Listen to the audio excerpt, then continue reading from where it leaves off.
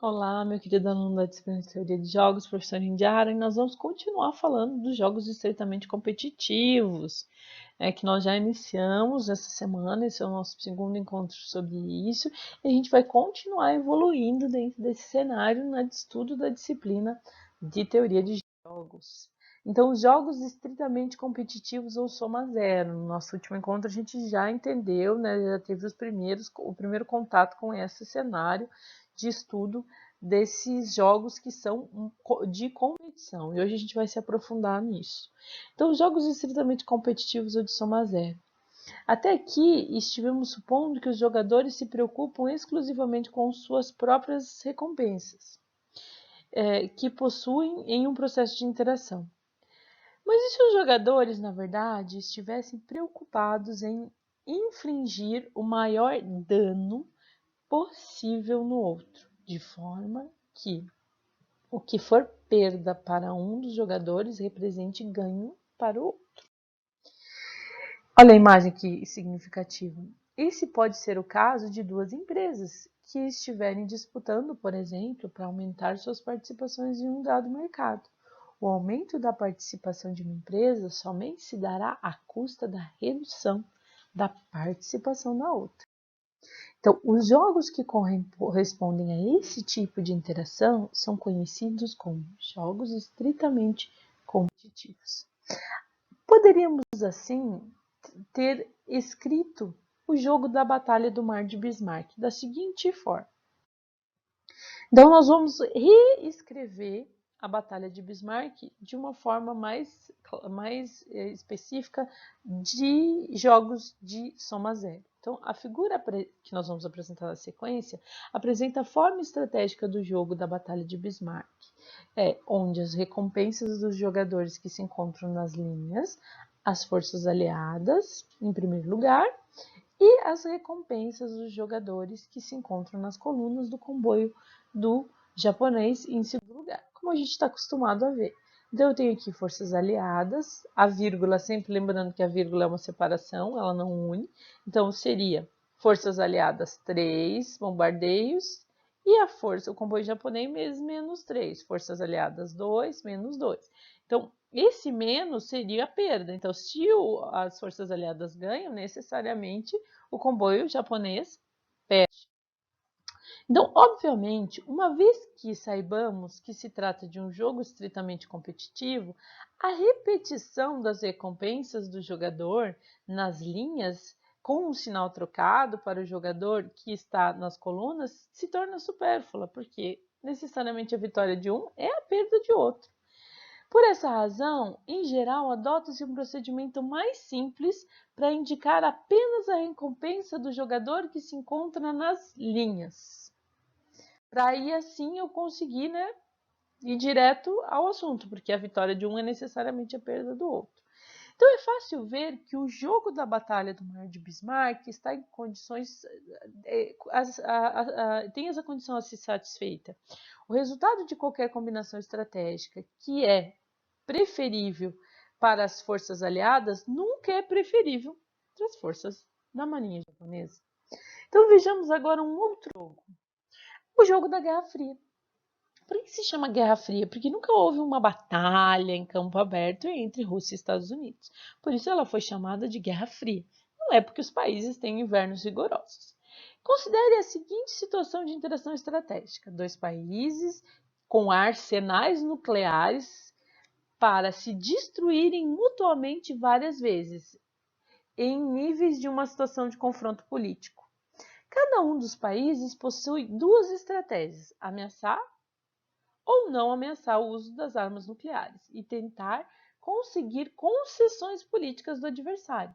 Um exemplo, por exemplo, ao tentar impedir que o adversário financiasse o estabelecimento de mísseis nucleares em um país vizinho ao seu, com a capacidade de atingir o seu país em poucos minutos.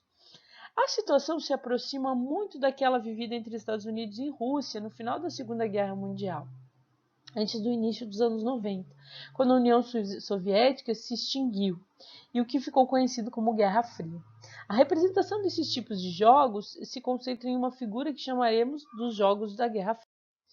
Para ilustrar, e se você gosta de filmes que contam histórias, esse filme, Os 13 Dias que Mudaram o Mundo, ele retrata que em outubro de 1962, um avião fazia uma vigilância de rotina, tirou fotos,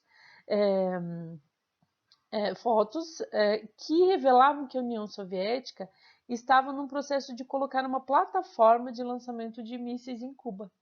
Essas armas teriam a capacidade de destruir em segundos a maior parte da costa leste americana dos Estados Unidos. O presidente John F. Kennedy, né, John Kennedy, e seus assessores têm que pôr um plano em ação contra os soviéticos.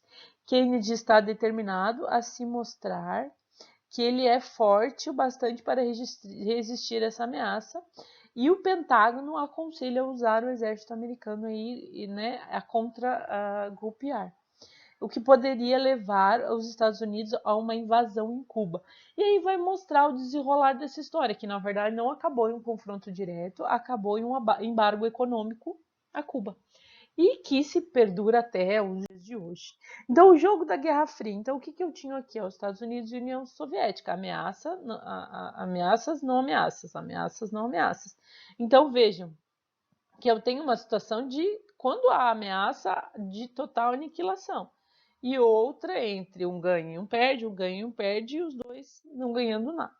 Então, nesse jogo, podemos ver que a figura, se nenhum dos dois países ameaçar o outro, a situação internacional permanece estável, que é o 0-0, sem ganho nem perda. Isso foi representado de forma estratégica na figura de recompensa zero, nenhum ganho para um lado, nenhum ganho para o outro. Se um dos países ameaça o outro e com suas armas nucleares, enquanto o outro não imita, o país que adotou a postura agressiva consegue uma pressão política, o que é representado pela positiva 10. Então, quando uma ameaça, consegue vantagem competitiva com relação ao outro, enquanto o país que não ameaçou fica com menos 10, ou seja, ele não tem uma vantagem na pressão política, na ameaça, em você colocar pressão no outro. Por último, se ambos ameaçarem com a utilização do arsenal nuclear, o clima de tensão internacional é tão forte, tão grande, que basta um leve incidente, como um sinal de um radar mal interpretado, para deflagrar uma guerra termonuclear que resulte muito provavelmente em aniquilação mútua. Um contexto de guerra nunca é bom para nenhum dos lados. Você nunca vai pegar uma situação de guerra ou que tivermos vencedores, todos perderam. Por mais que de um lado nós tenhamos vencedores, como os aliados na Segunda Guerra Mundial, as perdas foram gigantes para todos os lados. Então a guerra é sempre uma situação bem complexa de ser gerenciada. Então ambos os países simultaneamente preferem todas as demais combinações de estratégica àquela em que os dois se ameaçam simultaneamente. Então esse não é um jogo estritamente competitivo, porque se for para competição os dois morrem, então eles ficam dentro do jogo político.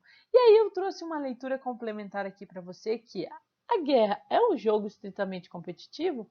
Use seu telefone celular, aponte para esse QR Code e descubra você mesmo com relação a isso. A gente já trouxe várias dicas aqui. Não esqueça de participar do nosso encontro ao vivo, do fórum, e deixar suas dúvidas na sala do café. Muito obrigada e até a próxima.